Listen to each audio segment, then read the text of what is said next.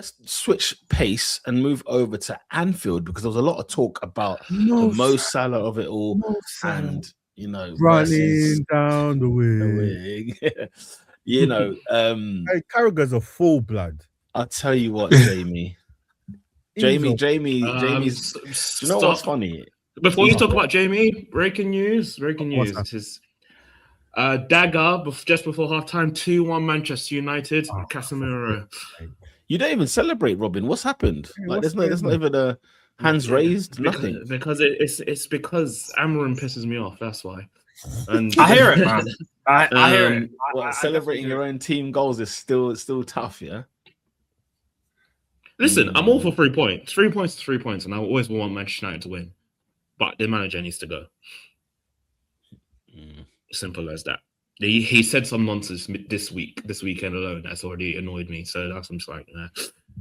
Yeah, we'll get onto that later. I want to know your thoughts. But speaking of the nonsense being said, last week we were on air whilst Monday Night Football was going on, and obviously Carragher was spilling his thoughts about the Mo Salah discourse. He went on to say a lot of things. He spoke about Salah not necessarily being, having never won a trophy before coming to Liverpool. He spoke about, being the star player in Egypt and never winning AFCON despite them being the most winningest nation. Was very, very cheeky. But I guess his point was to say that you as good as you are, you need a team around you in order to be as successful as you've been. So he was kind of championing the Liverpool system and team as part of the success of Salah. So therefore him speaking out against the club essentially was a bit disrespectful in this regard. Now, was he right? No. Shall I tell you why? And today cemented it further, because it was Monday Night Football tonight before the game started, right? Do you know what Carragher said? He said if Salah could go out in when he was doing the round of applause at the end of the game, he could go out. He could go out in like a blaze of glory, or he could go out, holding the Champions League trophy, for example, walking his team out, FA Cup, Champions League, whatever. And he was sort of saying, like, if Salah, he believes that Salah won't be here next season, right? But if that lap of appreciation, whatever it was, if it was just to signal that basically he would leave in January, how would Salah feel if Liverpool went on to win or go to an FA Cup final, or go to a Champions League final, and Salah's watching it from the Saudi Pro League, right? And I was like, oh my God, why are people not? Can we call the elephant out in the room? Liverpool are not winning anything without Mo Salah in this team. Like, he's the reason they are winning titles in this current common era. sense. Common sense. This thing of like, and Steven Gerrard, this is where Steven Gerrard gets my plaudits, because he said, listen, Liverpool needs Salah. We need a solution. He said straight away, he said, speaking out against the manager is not good. It's not good to do it in the public, yada, yada, yada.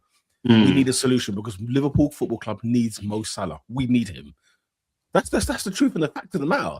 So in my mind, I'm like, Salah holds the cards. When Carragher went on about AFCON this, failure at Chelsea, that I said that's that. And then all of his tweets midweek saying now more than ever. Yeah, you're taking the piss. He took it personal, and he was unprofessional at his job. Not only was he wrong, Oscar, he was unprofessional.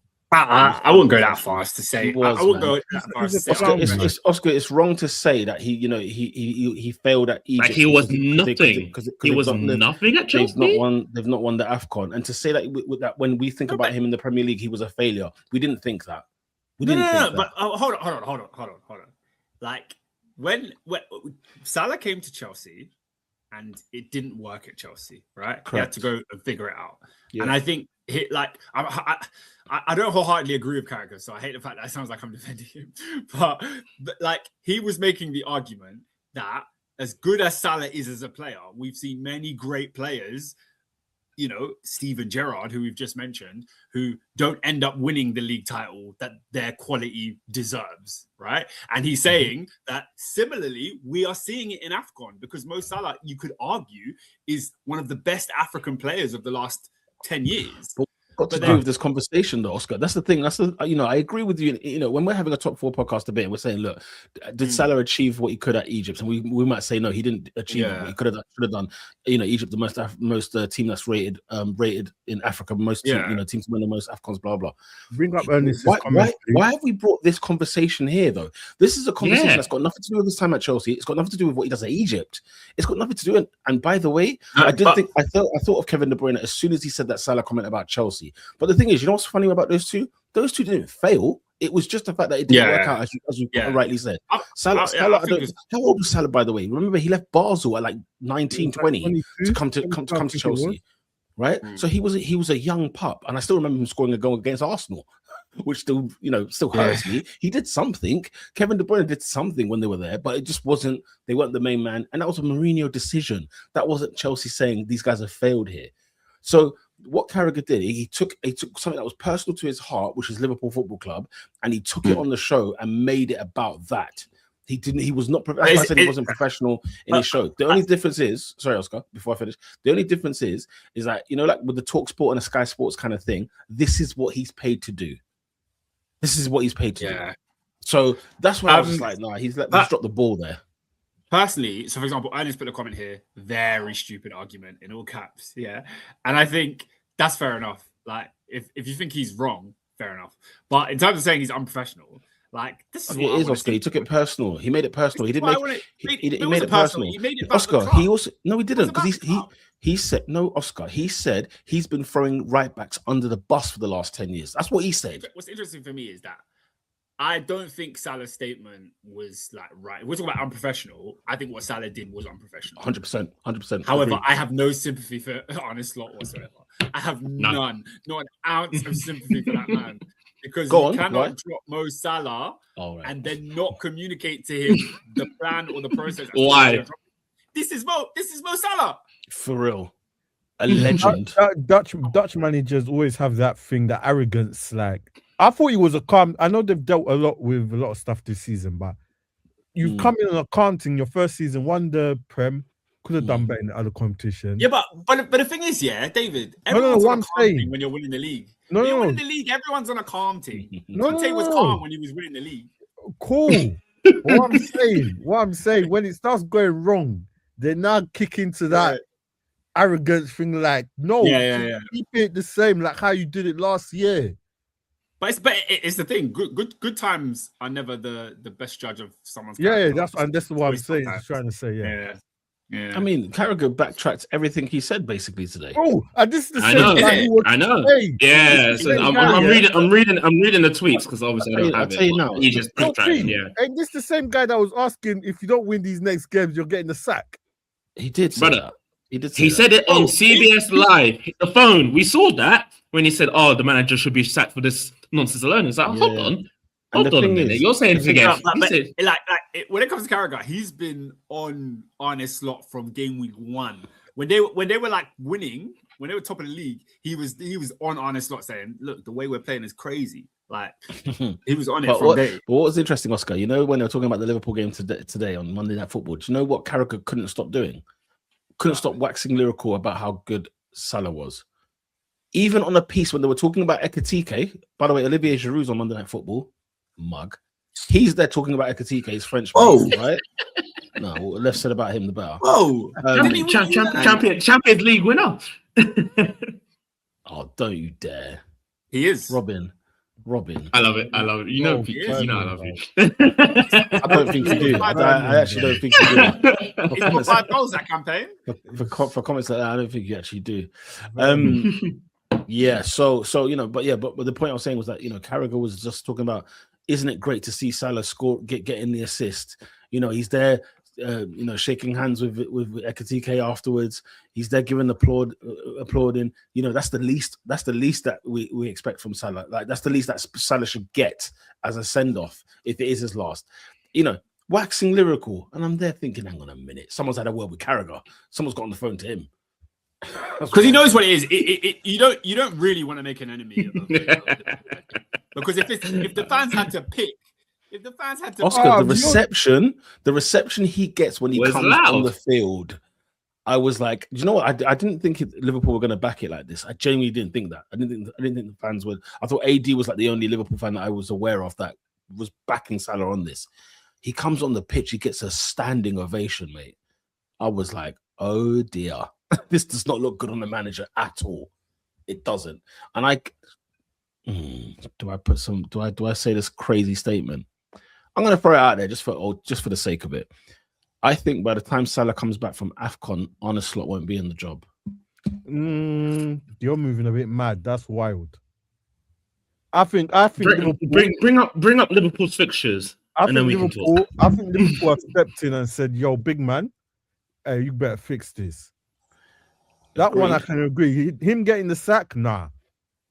It depends what Liverpool, because remember they don't have Salah for at least 2 weeks at least. So it just depends what is it, January 5th or something like that? Is that when they come back? So this could get spicy quickly, Robin. The next game Liverpool have is away at Spurs on the 5:30 kickoff. They then got home to Wolves, home to Leeds, away to Fulham, and then Arsenal. I know Arsenal in January the 8th. Whether he makes it back for that, I don't know. But let's just say those are your 5 fixtures: Spurs, Wolves, Arsenal, Leeds, Fulham. I'm telling you now, I can't lie. To get wins, I'm giving you the biggest side eye if you lose to the Spurs. Same with Wolves. Yeah. Lose to Spurs and Wolves.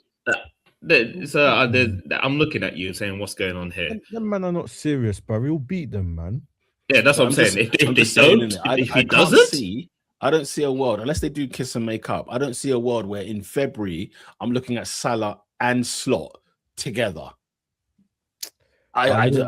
Liverpool are smashing heads together. Hey, you man, sort it out, bruv. Anyway, I'm giving you 400k and I have to get rid of you. Nah, you're taking the mick, bruv. Hey, sort it out. Do you know what? The shout out to on the game quickly. You know, they beat Brighton 2-0, impressive victory. They changed the formation a little bit. It seemed like they brought they'd gone to a 4-5-1 because I think they took 2 up front at San Siro, which I thought was weird. Ekitike and Isak up front, I don't think works. No. So I want to speak 2 minutes on Isak because Isak needs to warm that bench. He needs to sit down. He is a disgrace. I'm actually saying this. He's a disgrace of a player this season. He needs to sit down. He's a disgrace. We are now mid-December, by the way. 2026 is 16 days away. He did score last week. He did score last week. No, but you're pulling up. Did you see midweek? Midweek was bad. And listen, you know me, Forza Inter all day, every day. But yeah. I'm like, you can score against these guys. Robin, I jumped on the walking pad. Guys, he doesn't have the capacity, man. Ridiculous. He does not have the capacity this season. He needs to warm that bench, bro. Yeah, it's peak. No, but Liverpool got fleeced, like massively. Newcastle didn't tell Liverpool to pay 150, whatever it was. Was it 150? What was it? Yeah, I don't know. It was something like 120 something. I don't know what the official thing was. Just your business, bro. Right now, it's not working. Ekitike has had a better start. He's my number 9, bro. Yeah. I mean, Newcastle would laugh because they got money for him, but Newcastle could do with him still. Do you know what I mean? Like Newcastle do last seasons. They could do last season, don't they? That's a very good point, actually. But they could do with some goals themselves. But yeah, Liverpool got their victory, and now they're 7th in the league. I don't think that. Brighton, they're not serious. I'll leave it. Brighton, can we ask some questions about Brighton? What's there to ask this season? No. What's there to ask? There's nothing to ask, man. No. There's nothing to ask. Because I thought they would be doing better than they are, personally. You see you and Adrian. They love me. No. I said better than what they did. I'm not saying top 5, top 6. I'm just like, get some wins. They're 5 points off top 4. Leave them alone, bro. Leave them, bro. Leave them to bubble along. Leave them alone. They're doing fine, bro. Don't expound on them. They'll be safe.